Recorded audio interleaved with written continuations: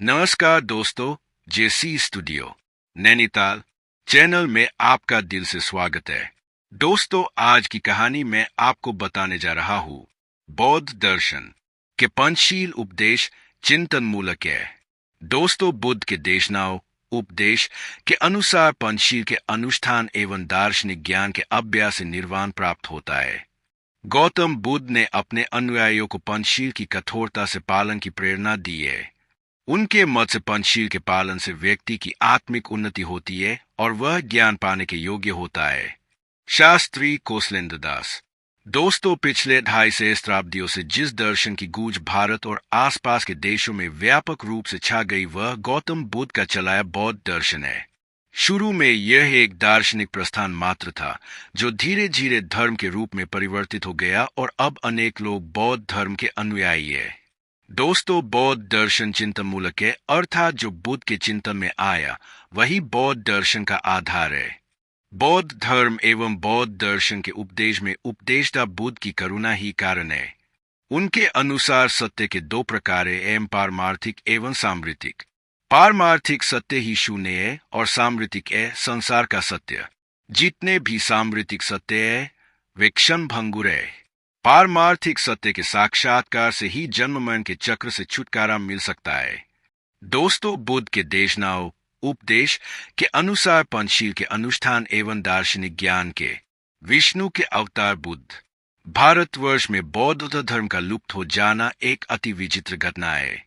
यद्यपि बुद्ध ने वेद एवं ब्राह्मणों के आधिपत्य को न माना, नहीं व्यक्तिगत आत्मा एवं परमात्मा के अस्तित्व में ही विश्वास किया, किंतु उन्होंने कर्म एवं पुनर्जन्म तथा विरक्ति एवं इच्छारहित होने पर संस्कारों से छुटकारा पाने के सिद्धांतों में विश्वास किया।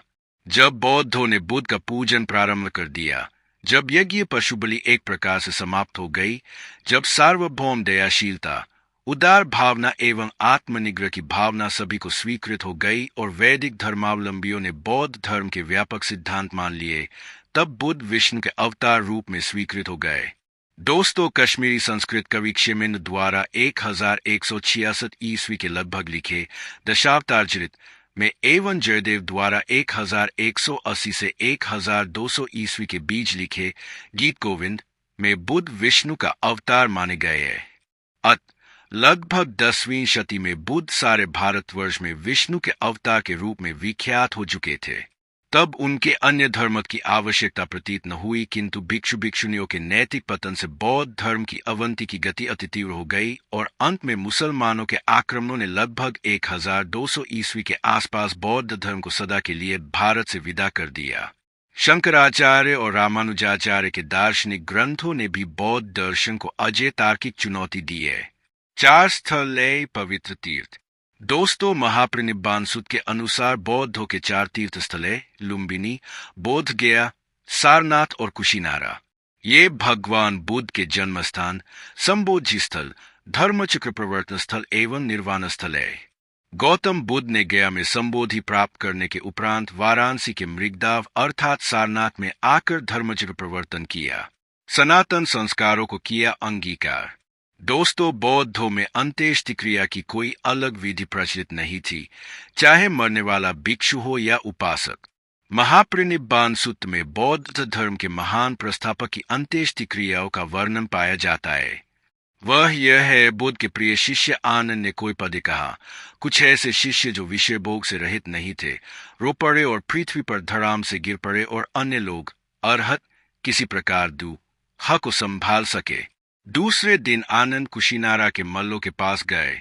मल्लों ने धूप, मालाएं, वाद्य यंत्र तथा 500 प्रकार के वस्त्र आदि एकत्र किए।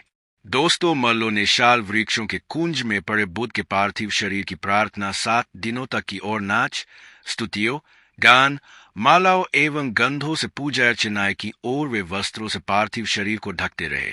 7वें दिन वे भगवान बुद्ध के पार्थिव शरीर को दक्षिण की ओर ले चले। उसे नए वस्त्रों से आका गया और ऊपर से रुई और ऊन के चोगे बांधे गए और फिर उनके ऊपर एक नया वस्त्र बांधा गया। दोस्तों, इस प्रकार वस्त्रों एवं सूत्रों के 500 स्तरों से शरीर ढक दिया गया। इसके उपरांत एक ऐसे लोहे के तैल पात्र में रखा गया जो स्वयं एक तैलयुक्त पात्र में रखा हुआ था।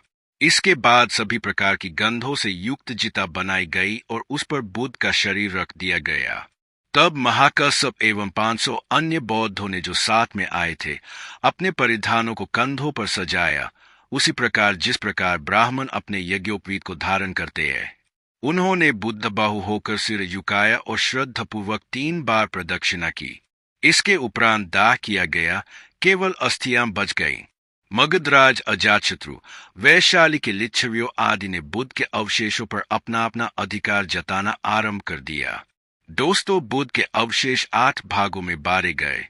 जिन्हें ये भाग प्राप्त हुए, उन्होंने उन पर स्तूप, धूप बनवाए। मौर्य लोगों ने जिन्हें केवल राज मात्र प्राप्त हुई थी, उस पर स्तूप बनवाया। एक ब्राह्मण द्रोण ने उस घड़े पर, जिसमें अस्थियां एकत्र कर रखी गई थी, एक स्तूप बनवाया। राइस डेविंस ने कहा है कि यद्यपि ऐतिहासिक ग्रंथों एवं जमगाथाओं में अंत्येष्टि का वर्णन मिलता है, किंतु कहीं भी प्रचलित धार्मिक क्रिया आदि की ओर संकेत नहीं मिलता। ऐसा कहा जाता है कि बौद्ध अंत्येष्टि क्रिया यद्यपि सरल है, तथापि वह आश्वलायन गृह सूत्र से बहुत मिलती जुलती है।